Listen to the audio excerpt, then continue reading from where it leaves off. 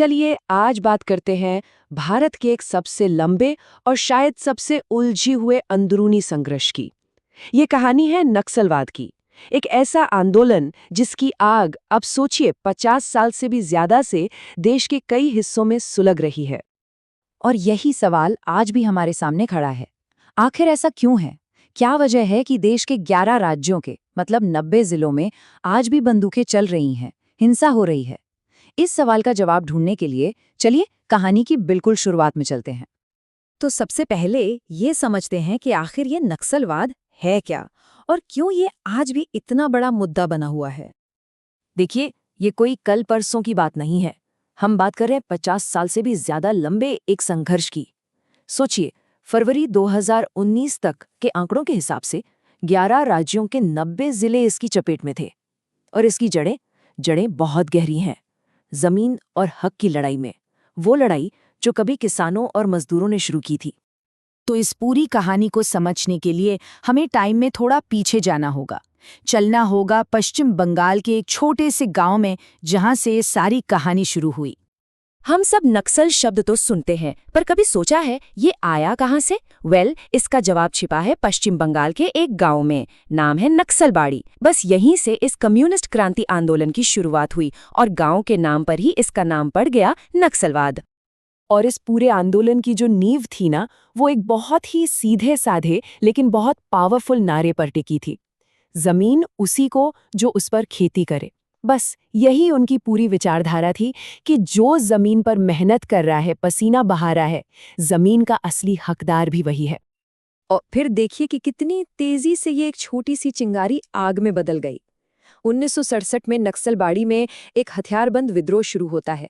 ठीक एक साल बाद 1968 में बाकायदा एक पॉलिटिकल पार्टी बन जाती है, CPML। और 1969 आते आते तो जमीन की ये लड़ाई पूरे देश में फैल चुकी थी। लेकिन हर कहानी की तरह यहाँ भी एक मोड़ आया। जो आंदोलन इतनी तेजी से फैला था, वो उतनी ही तेजी से अंदर से टूटने लगा, बिखरने लगा। और ये बिखराव सिर्फ लोगों या गुटों का नहीं था, ये सोच का बिखराव था। देखिए, लड़ाई शुरू हुई थी किसानों और मजदूरों के हक के लिए। एक तरह का क्लास स्ट्रगल था। लेकिन जैसे जैसे ये बिहार जैसे राज्यों में पहुंची, ये क्लास स्ट्रगल से हटकर जाति की लड़ाई में उलझ गई। जो असल मकसद था, वो कहीं पीछे छूट गया। फिर आया साल 1972 और आंदोलन को लगा एक बहुत बड़ा झटका। इसके सबसे बड़े चेहरों में से एक, चारू मजूमदार, उनकी पुलिस कस्टडी में मौत हो गई। उनके जाने के बाद लीडरशिप में एक ऐसा खालीपन आया जिसे कोई भर ही नहीं पाया। और यहीं से आंदोलन कह सकते हैं कि दिशाहीन होने लगा। और इस कहानी का एक और दुखद मोड़ साल 2010 में आया। दूसरे को-फाउंडर कानू सान्याल ने सुसाइड कर लिया। रिपोर्ट्स बताती हैं कि वो इस बात से बहुत निराश थे, टूट चुके थे कि जिस आंदोलन को उन्होंने शुरू किया था, वो अपने रास्ते से, अपने असल मकसद से कितना कितना भटक गया है। तो ये तो थी शुरुआत और फिर बिखराव की कहानी। अब आते हैं प्रेजेंट में। देखते हैं कि आज इस संघर्ष का चेहरा कैसा है। पिछले कुछ दशकों में इस संघर्ष ने एक बहुत ही हिंसक रूप ले लिया है। 2007 में बस्तर में 55 पुलिस वाले मारे गए। 2010 में पश्चिम बंगाल में एक ट्रेन हमले में 150 यात्रियों की जान चली गई। 2013 सुकमा, कांग्रेस के बड़े नेताओं समेत 27 लोग मारे गए। और हाल ही में 2021 में बीजापुर में 23 सुरक्षाकर्मी शहीद हुए। ये सिर्फ आंकड़े नहीं हैं, ये हमें याद दिलाते हैं कि इस लड़ाई की मानवीय कीमत कितनी भारी रही है। लेकिन एक सवाल जरूर मन में आता है कि इतने बड़े पैमाने पर यह हथियारबंद लड़ाई चलाने के लिए पैसा आता कहाँ से है? तो रिपोर्ट्स की माने तो इसके पीछे एक बड़ा नेटवर्क काम करता है।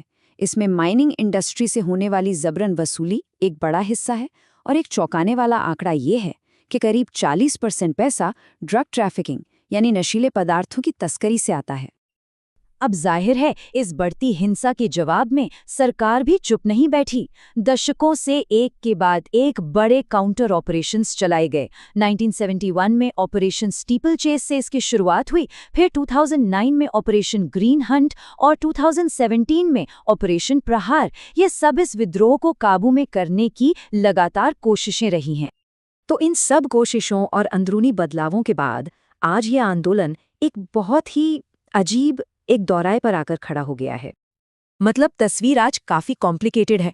एक तरफ कुछ ऐसे ग्रुप्स हैं जिन्होंने हथियार डाल दिए हैं और मेन स्ट्रीम पॉलिटिक्स में आ गए हैं, चुनाव लड़ रहे हैं, और वहीं दूसरी तरफ कई गुट ऐसे भी हैं जो आज भी जंगलों में छिपे हैं और अपनी हथियारबंद लड़ाई जारी रखे हुए हैं।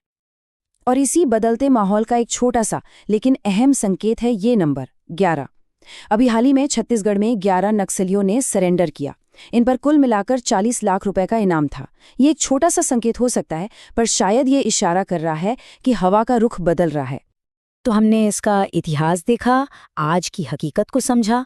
अब सवाल ये उठता है कि इस कहानी का अगला चैप्टर क्या होगा। और बस इसी एक बड़े सवाल के साथ हम आज की बात खत्म करेंगे।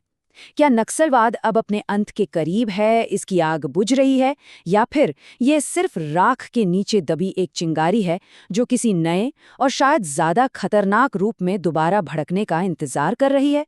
इसका जवाब तो शायद आने वाला वक्त ही देगा।